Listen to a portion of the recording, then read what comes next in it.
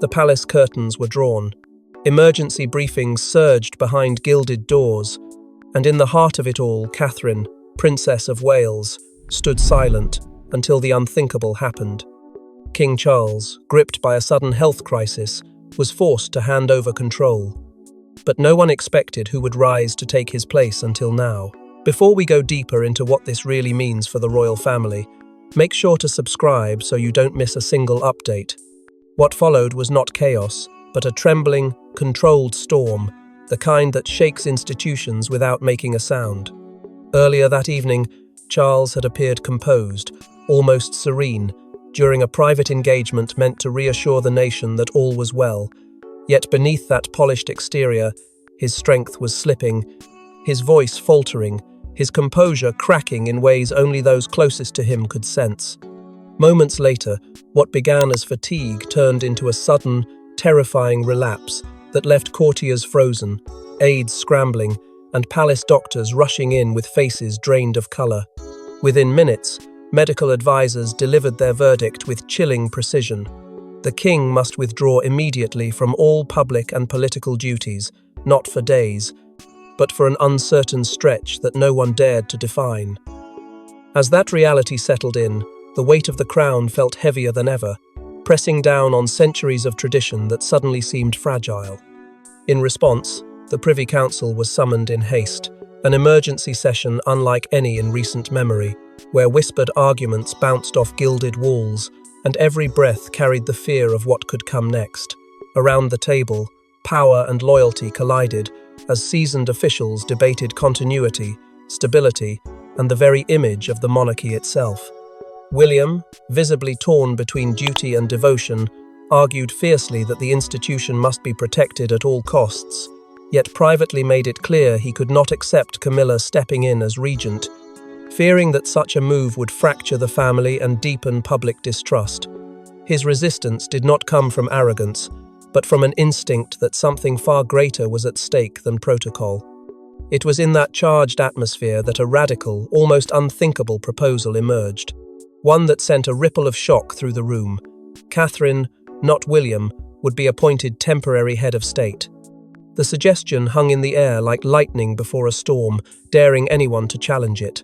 Some saw it as reckless, others as inspired, but all understood that it would rewrite the unspoken rules of royal power. Outside the palace gates, the nation waited in anxious silence, unaware that a decision of historic magnitude had already been made behind closed doors, one that would alter the course of the monarchy in ways no one could yet fully grasp.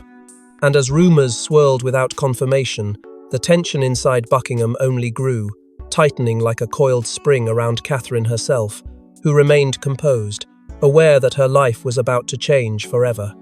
As the ink dried on the most controversial royal document in decades, one figure was already preparing for a role she was never meant to inherit, not yet. The public saw silence. But inside Buckingham Palace, the stakes were nuclear. Tradition, bloodline, and power collided in one brutal conversation. And at the centre, a woman who had never asked for the crown, yet found herself chosen to bear it. In the hours following Charles's collapse, protocol disintegrated like paper in water, with the monarch incapacitated and no clear line of temporary succession ever drafted for such a moment. The senior royal family was thrust into an unprecedented power vacuum. In the absence of precedent, a secret emergency body, known only to a few as the Royal Stability Council, was assembled behind locked doors composed of key senior advisors, palace legal counsel, and a select handful of royals with enough influence to steer the institution through the storm. But what began as a logistical discussion turned into a battlefield of conflicting allegiances. William, heir to the throne, stood at the heart of the storm, but not as a willing successor in this fragile moment. With the weight of grief for his father's condition still fresh and the pressure of fatherhood gnawing at him, William stunned the council by declaring he would not serve as both heir and regent. His words weren't rebellion, but revelation. He wanted a buffer, someone who could carry the ceremonial burden while he shielded his family from the emotional toll. Camilla, Queen Consort, wasted no time. She stepped forward with conviction, insisting it was her right by proximity and position to assume the temporary reign. But her assertions sparked swift resistance. Princess Anne, never one for unnecessary diplomacy, voiced her opposition with icy resolve. She cited Camilla's turbulent public image and past missteps as reasons to keep her away from the helm. Sophie Wessex, more measured but no less firm, quietly backed Anne, breaking the silence with one pointed question. Who does the country trust in this moment? The answer, though unspoken, was clear. Catherine. Amid the tension, a palace legal advisor unearthed an obscure clause buried deep within an old constitutional amendment drafted during Queen Elizabeth's early reign. It allowed the monarch, under conditions of incapacitation, to grant temporary head of state responsibilities to a senior royal with the consent of both the Privy Council and 2 senior family members. Eyes turned to the king, still weak, barely conscious. And then, in one surreal, still moment, Charles nodded. It was faint, barely more than the twitch of a brow and the movement of his lips. But it was witnessed, recorded, and accepted. That whisper, that gesture, shattered centuries of tradition. Because in that instant, power did not move to the air. It did not rest in the Queen Consort's hands. It passed instead to Catherine, whose quiet strength now became the monarchy's only shield against chaos. And with that whisper, the weight of the crown shifted, landing not on William's shoulders, nor Camilla's, but on Catherine's, in a move no royal historian could have predicted. She didn't wear the crown, she didn't sit on the throne. But make no mistake, Catherine ruled. And her first decision as head of state would send tremors through the entire royal lineage. The morning after her appointment wasn't marked by trumpets or ceremony, it was marked by silence. Not the soft, reverent silence of tradition, but a tense and unfamiliar stillness, heavy with uncertainty. When Catherine opened her eyes, it was not to the comfort of routine or the presence of ladies in waiting. Instead, she found herself surrounded by senior legal advisors, military attachés, and constitutional scholars, each bearing documents she was now required to sign. No pageantry, no choice, no pause. The gravity of what had just begun settled around her like cold stone. One particular file, marked in crimson and sealed with the royal insignia, lay atop the stack. It was an emergency act of state continuity, brief, technical, but transformative. As her hand hovered above the paper, she hesitated. Her fingers trembled not from fear, but from the weight of knowing that this signature would formally activate her authority over a nation still unaware she now stood in the place of a king. Her name, Catherine Elizabeth, signed in full, would soon carry powers it had never known. William, ever close yet suddenly distant, watched her in silence. He had supported her elevation, even argued for it behind closed doors. But now, watching his wife step into the space once reserved for sovereigns, doubt flickered in his eyes. In private, he confessed his unease not with her, but with how the world might react. Would the public embrace her as a unifying figure, or resent what looked, to some, like a quiet coup? That question hung unanswered, even as palace aides began replacing official letterheads and digital postings. And then it happened. For the first time in royal history, a bulletin bearing Catherine's image, not Charles's, was issued from the official channels of the monarchy. The caption was simple. Acting Sovereign. Statement to the nation, pending. Camilla, informed just minutes before the release, reportedly refused to attend the scheduled media briefing. Her absence wasn't subtle. It was deliberate. It sent a message that insiders caught immediately. The Queen Consort did not accept the new order, and she would not legitimize it by standing beside it. Catherine, unshaken in public but bruised within, made her first autonomous choice as head of state. She wouldn't respond with declarations. She would respond with presence. That afternoon, without fanfare, she ordered a visit to a children's hospital, one of Charles' long-supported causes. Her arrival there, surrounded by smiles and gratitude, was not just a gesture, it was a statement that her reign, however temporary, would begin with compassion, not confrontation. Yet even as the cameras captured a poised Catherine among hopeful faces, back at the palace, doors were closing and conversations were turning darker. But behind that poised visit, whispers of revolt were growing louder, and not everyone in the palace was willing to bow to the new sovereign. Queen Camilla was never one to be sidelined quietly. But when she issued her ultimatum, "Either I represent the crown or I walk," she expected obedience. What she received instead was a royal slap in the face. In the aftermath of Catherine's silent rise to authority, Camilla's world narrowed into fury. For a woman who had fought her way into the heart of the monarchy after decades of public scorn, the humiliation of being eclipsed by her daughter-in-law was more than political, it was personal.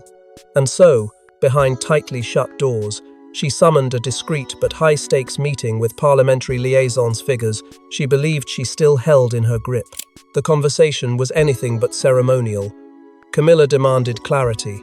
How had Catherine, unelected, unofficial, and uncoronated, seized a place that bypassed both tradition and her own station? Her tone was firm, her demands sharper. If Catherine remained above her in the order of precedence, Camilla threatened a full withdrawal from public royal duties. No engagements, no appearances, no unity, a fractured face of the monarchy, delivered by the Queen herself. But the pressure didn't stop there. In an act both strategic and spiteful, Camilla moved to sever the funding allocated for Catherine's temporary staff. Her team quietly attempted to reroute resources, cutting access to private transportation, pausing key communications lines, and freezing discretionary budgets tied to ceremonial functions. It was a move designed to make the new head of state feel unstable, unsupported, and surrounded by uncertainty. Yet it didn't have the isolating effect she had hoped. Word reached Princess Anne first, and what followed was swift and unyielding. Anne confronted Camilla privately, warning her that undermining the acting sovereign would not only destabilize the institution, but damage the king's legacy. Sophie Wessex, rarely drawn into such clashes, stood beside Anne with quiet resolve, expressing disappointment in Camilla's actions and reminding her that unity, not sabotage, was the only path forward. Camilla, however, was not prepared for what came next. The king's chief physician, deeply disturbed by the internal chaos erupting while Charles remained under care, made a fateful choice. Whether by moral conviction or subtle persuasion from within, he leaked Camilla's private tantrum to a senior palace correspondent. The headlines arrived with the speed of wildfire. Queen Camilla threatens to walk out amid power shift. Within hours, the public response was volcanic. Messages flooded social media, talk shows erupted with debate, and opinion polls reflected a stunning collapse in support for the Queen Consort. Sympathy turned to scrutiny, and her every action began to be interpreted as self-serving, divisive, and deeply out of step with the public mood. Meanwhile, Catherine, though rattled, remained quiet, never addressing the scandal directly. And that silence became power. Without uttering a word, she seemed composed, focused, and unwilling to enter the arena of royal infighting. The contrast between them could not have been clearer. One was demanding loyalty, the other was commanding it. As Camilla retreats behind palace walls, Catherine finds herself more alone and more powerful than ever before. The crown hadn't changed hands. And yet, the people knew something monumental had shifted. As Catherine stepped into a silent spotlight, the nation erupted with love, with loyalty, and with fear of what it all meant. It didn't matter that she hadn't been coronated. It didn't matter that Charles was still breathing, still technically sovereign. In the eyes of the people, leadership had already changed form. The calm in her voice, the steadiness in her presence, and the refusal to react to royal chaos with palace theatrics, these things spoke louder than any official proclamation. While the institution whispered about protocol, the public saw a woman rising under pressure with clarity and grace. Social media caught fire. What started as a few posts of support grew into a national wave.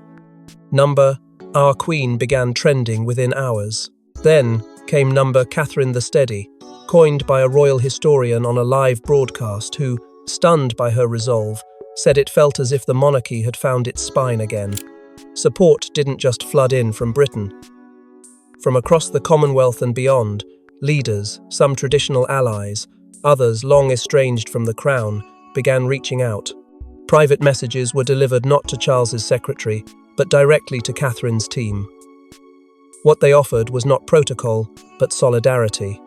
The world was watching, and it was Catherine, not Charles, they were choosing to speak to. Inside polling rooms, the numbers told a story even more shocking. Her approval ratings surged past every other member of the royal family, eclipsing even those of the late Queen Elizabeth II at key moments in her reign. Journalists and pundits, once cautious about attributing too much importance to her role, were now using phrases like de facto monarch and the people's sovereign. And then came the streets. Without being summoned, without any official event, crowds began to form outside Kensington Palace. They brought flowers, candles, children. Some simply stood in silence, others left handwritten letters. One note, pinned to the palace gates, read, "If Charles cannot carry the crown, let it rest in the hands of the woman who already holds the nation." That sentiment, raw, unfiltered, and unstoppable, began to shape a new conversation. For the first time, people spoke openly of her, not as the Princess of Wales, but as something more. Queen in waiting, they called her, not out of disrespect for the monarch, but out of recognition that something irreversible had occurred. In that brief window of uncertainty, Catherine had earned not just authority, but loyalty. And yet, even as the country leaned into the comfort of her presence, a shadow stirred quietly beneath the surface. Because loyalty breeds jealousy, power attracts resentment, and the royal family had not yet spoken as one, yet not everyone was celebrating. Deep within Windsor's shadowed corridors, Prince Harry was preparing for a return no one authorized. He arrived unannounced. No motorcade, no palace clearance, just a single letter and a look of determination. Prince Harry returned not for reconciliation, but for a confrontation that could fracture the family forever. His presence wasn't just unexpected, it was electric. The timing was surgical. While the nation embraced Catherine as their calm amid the storm, Harry touched down on British soil with a sealed envelope clutched in his hand, bearing the signature of a fading king. The letter, he claimed, changed everything. Whispers inside the palace spread like wildfire before Harry had even crossed the threshold.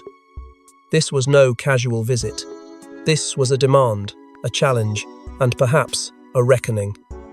Without waiting for protocol or permission, Harry requested a private audience with Catherine.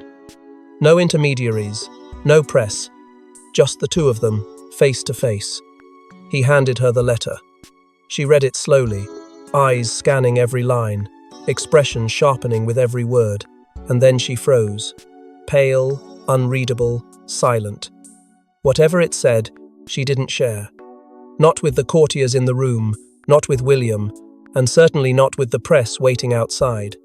What followed behind closed doors would leave emotional scars no crown could conceal. William arrived moments later, summoned by a concerned aide. The tension between brothers reignited instantly. Harry, resolute, insisted the letter gave him authority, perhaps even endorsement from Charles to take over certain royal responsibilities. William, already protective and weary from weeks of internal warfare, pushed back with the force of a future king. What started as a heated exchange escalated into a near shouting match, each accusing the other of overstepping boundaries no one had clearly defined. Catherine, caught between them, said little. Her silence wasn't weakness, it was control. She would not let this moment define her reign, but she also would not let Harry access the records he demanded. Archival files, legal briefs, and internal strategy documents remained off-limits, protected under emergency sovereign privilege. Denied and stonewalled, Harry didn't linger. He left abruptly, letter still in hand, expression unreadable. But the world didn't miss what happened next. Paparazzi captured his exit in stunning clarity, eyes stormy, jaw clenched, the image of a prince cast out from the very family he had once tried to defend. And then came the speculation. Was this what Charles had intended all along? Had he, in a final lucid moment, written a directive for Harry that Catherine refused to honour? Or had Harry misunderstood a symbolic note for a command? No one knew for sure, and Catherine wouldn't say. But the damage was done.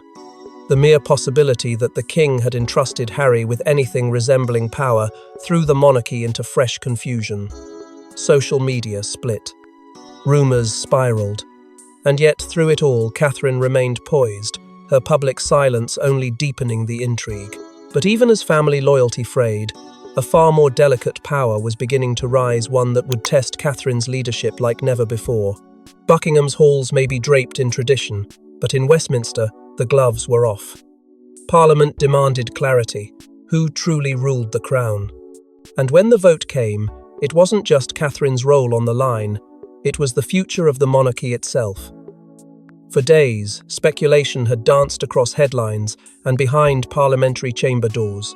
Catherine's temporary leadership, born from emergency necessity, had galvanized the public, but not the establishment. Inside Parliament, the cracks widened. Senior members questioned whether the Privy Council had overstepped constitutional bounds by naming Catherine acting sovereign without broader legislative input. Others feared the monarchy itself, already strained by scandal and succession drama, had entered dangerous new territory.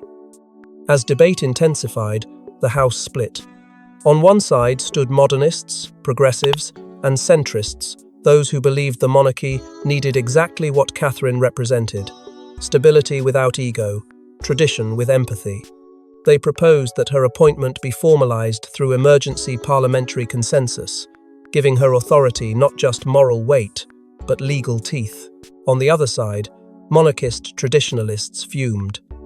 To them, there was only one line of succession, and it did not bend for popularity or pragmatism. Camilla, as Queen Consort, should have been the placeholder, or William, the heir apparent, not Catherine, whose role, by every conservative measure, was ceremonial. The debate turned venomous. Late-night sessions blurred into early morning standoffs, and then the leak came. A confidential internal briefing one few even knew existed surfaced in the hands of a senior editor.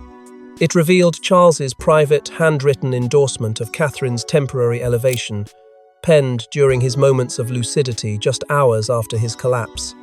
In it, he called her the only soul steady enough to hold the centre. The document ignited a firestorm. Catherine had not usurped power. She had been entrusted with it by the very man whose title still technically crowned him king. With pressure mounting and whispers growing into public demand, Catherine made an unprecedented decision. For the first time in royal history, a senior royal outside the throne requested a closed session before both houses of Parliament. Behind sealed doors, Catherine addressed them not as a queen, not as a politician, but as a steward of tradition under siege. Her speech was brief but searing. She asked for no crown, no permanence, only the clarity needed to ensure the nation did not spiral into uncertainty. Her final words hung in the air. "I do not cling to power. I carry it because it was placed in my hands, not for myself, but for all of you." Hours later, the vote came. The chamber held its breath. A narrow majority, just 8 votes, tipped the scale. Catherine's role was no longer symbolic. It was recognized, legal, protected. She was now, by parliamentary decree, the acting head of state. But with the ink barely dry and tensions still thick in the air, one truth began to haunt every corner of the palace and parliament alike. Yet, as political battles settled into uneasy silence, a new dilemma emerged. What if King Charles never fully recovered? As doctors whispered words like stabilized and rehabilitation, Catherine stood at the edge of 2 worlds, one where she would gladly step aside, and one where destiny demanded she step forward. And Charles, his silence spoke volumes. The official updates from Buckingham were vague but cautiously hopeful. After weeks of uncertainty, King Charles had begun to show signs of physical improvement. He was awake. He was aware. But he was not present. The man who had once spoken with commanding clarity now stared past those closest to him, trapped in a fog of memory and retreat. The palace called it recovery. But for those who stood closest to the throne, it felt more like a slow surrender. Catherine, bound by duty and still guided by grace, began the process of preparing to return power to the rightful sovereign. The documents were drafted relinquishment orders, transfer protocols, official letters of transition. She placed them in a sealed folder, ready to deliver the moment Charles signaled he was ready to reign again. But that moment never came. Days turned into weeks. Charles would look at the pages, then look away. He neither signed nor objected. His eyes, once sharp with judgment, now carried only exhaustion. William watched this unfold with growing unease. In private, he urged Catherine not to rush. He reminded her of the delicate state the monarchy was still navigating, the divided loyalties, the volatile press, the political fragility that still hovered like smoke over Parliament. Catherine had steadied the institution, given it breath again. Removing herself now, just as the foundation was settling, could send the entire structure trembling once more. Outside the palace gates, the sentiment echoed. Petitions began to flood in, not from factions or fringe voices, but from the public itself. Citizens from across the country signed letters, posted videos, and filled online forums with one shared plea: let her stay. It was no longer about protocol. It was about confidence. For many, Catherine had become the only figure of consistency in a storm of succession drama, constitutional confusion, and royal infighting. They didn't just trust her, they needed her. And then, on a grey morning marked by nothing but routine, everything changed with a single sentence. Charles, seated beside his physician and two aides, reached out for Catherine's hand. His voice was dry, cracked from disuse, but unmistakably lucid. With the weight of a monarch and the tone of a father, he spoke 5 words that shattered every remaining doubt. Let her lead. It's time. No ceremony, no speech, just surrender. And in that moment, the weight shifted, not in rebellion, not in defiance, but in reluctant clarity. Catherine had carried the crown through its darkest trial without ever claiming it. Now, even the king himself had acknowledged what the world already knew. And so began an unspoken shift, one where a princess carried a king's burden, and a nation looked to a future its past could never have predicted. She never asked for it, never planned for it. But now, Catherine walks with the weight of 1,000 years in her footsteps. The crown may still rest with Charles, but the power, the pulse, has found a new rhythm, one the world can no longer ignore. In the quiet corridors of monarchy, something irreversible had begun. Catherine was no longer a placeholder. She had become a presence, a gravitational force around which the entire royal institution had started to pivot. Not by decree, not by ambition, but by consequence. She carried the crown not on her head, but in her decisions. Each act, each statement, each moment of restraint redefined what it meant to lead without ruling. And the world responded, not with resistance, but with recognition. Within the palace, she began building something not seen in decades, a circle of advisors chosen not for lineage, but for vision. Quietly, strategically, she replaced ceremonial roles with strategic minds. Modern policy experts, cultural voices, diplomats trusted not for their titles, but their track records. It was subtle, yet undeniable. William, ever protective, saw the shift and stepped back, not in weakness, but in choice. With the institution stabilizing around Catherine, he redirected his focus to their children, to legacy, to healing from years of internal war that had consumed their family. He stopped attending certain diplomatic sessions, stopped interfering with behind-the-scenes counsel. It wasn't abdication, it was belief. He believed Catherine was already doing what needed to be done. Camilla, once the loudest dissenting voice in the transition, faded quietly into the background. Her public calendar shrank. Her statements, once defiant, ceased. Insiders spoke of a retreat not forced, but chosen. Some said it was grief. Others whispered of regret. But one truth was clear. The Queen Consort had surrendered the stage, and in doing so, confirmed what many had long suspected. Her era, was not meant to last. And what of Charles? The king had recovered enough to walk, to wave, to smile, but the voice, the vigour, the fire of leadership, those had dimmed. He made no attempt to reclaim the reins. When invited to chair meetings, he declined. When asked for input, he deferred. His presence became symbolic, and over time, it began to feel more like a shadow than a light. Around him, speculation brewed like storm clouds gathering over still waters. Could a monarch remain sovereign in title, but absent in action?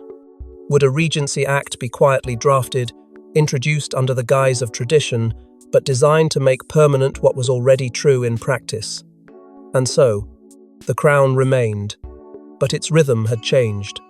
Its heartbeat now followed a different cadence, measured, thoughtful, steady. It echoed in Catherine's every move, every silent decision that shaped a monarchy she never expected to lead.